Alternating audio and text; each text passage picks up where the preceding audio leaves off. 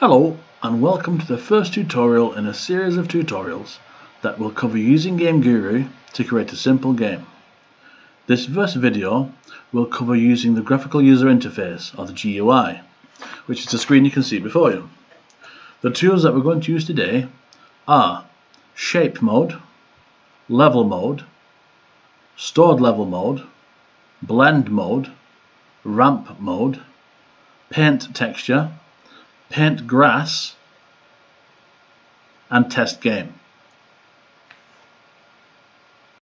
When using GameGuru, you'll find that keyboard shortcuts increase productivity and speed things along. GameGuru uses the WASD key configuration to move the camera in the scene. In the top-down view, it acts as a God mode view, using A and D to move left and right, S and W to move up and down. If you hold the right mouse button, you'll enter free flight view, where by moving the mouse with the mouse button depressed, you can zoom around your level in first person mode.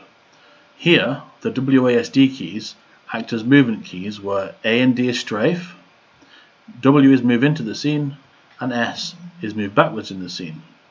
Releasing the right mouse button gives you your receptacle back, whereupon you can press the G key to go back into top-down mode.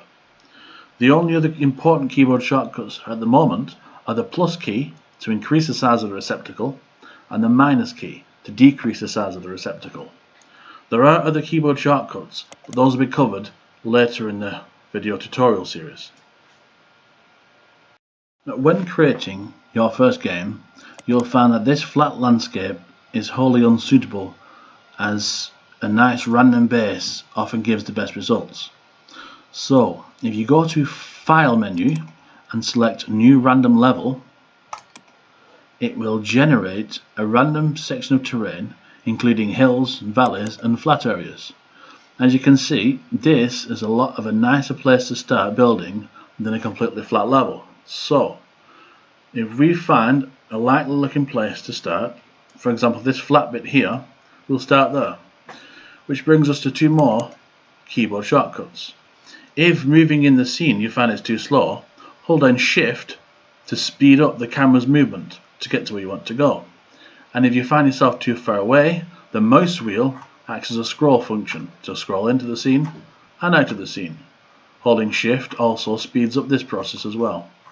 So using a combination of all of these, you can be anywhere in your scene looking at anything in very short order of time.